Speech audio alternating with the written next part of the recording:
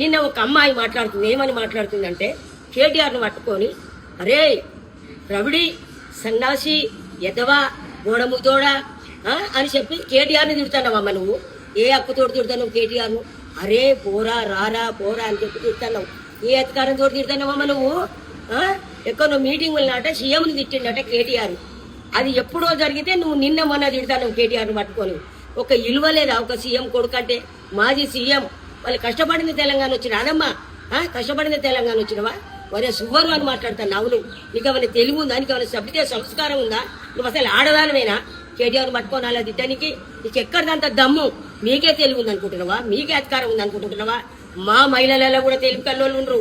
కానీ ఎందుకంటే వద్దు, అసలు ఒక్కొద్దు కాలు కడుకొద్దని మీరు వరితే మేము వరొద్దని వరుతున్నాం. ఒక్కొక్కడికి ఒక తీరుగా మాట్లాడుతుండు. ఏ మాటలు మాట్లాడుతున్నారు? సంస్కారం నేర్చుకోరు సమాజంలో. ఇలా మీరు అధికారంలో ఉన్నారనా?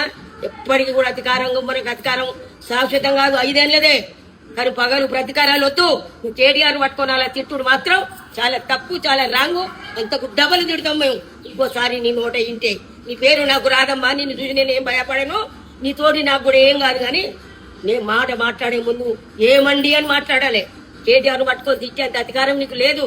తెలంగాణ ఉద్యమం కారులు వాళ్ళు ఉద్యమం తండ్రి కొడుకులు ఉద్యమం చేసి తెలంగాణ తెచ్చి ప్రజలను 15 ఏళ్ళు 14 ఏళ్ళు పబ్లిక్ ను వాళ్ళు ఇవాళ సేవ చేసిన వాళ్ళు తండ్రి కొడుకులను ఎంత పడితే అంతే ఆడవాళ్ళు మూవాళ్ళు మీరు ఏం చేసినని అన్ని చేసినది టీఆర్ఎస్ పార్టీ అయితే ఏం చేయని వాళ్ళు మీరు బాగా నేర్చుకోని మాటలు ఇప్పటి నుంచి అని చెప్తున్నా.